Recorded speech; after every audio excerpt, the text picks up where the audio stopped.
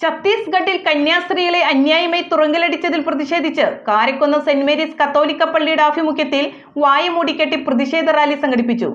പള്ളി വികാരി father George വള്ളൂംകുന്നേൽ പ്രതിഷേധത്തിന് നേതൃത്വം നൽകി.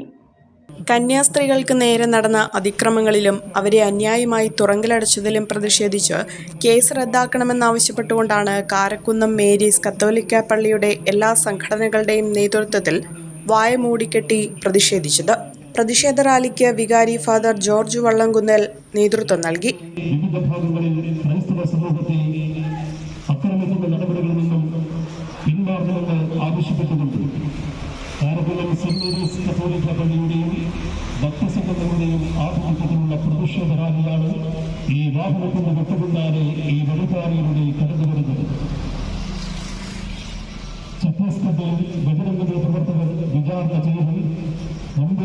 അസിസ്റ്റന്റ് വികാരി ഫാദർ അലൻ വെട്ടിക്കുഴി, കൈക്കാരന്മാരായ ജോസ് പുള്ളിംപ്ലാവിൽ, ഷിബു ചാത്തൻകണ്ടം, രാജു കുഴിക്കണ്ടത്തിൽ, വിവിധ സംഘടനകളുടെ ഭാരവാഹികൾ എന്നിവർ പങ്കെടുത്തു. Omania mobiles, PO junction, Muvattupuzha.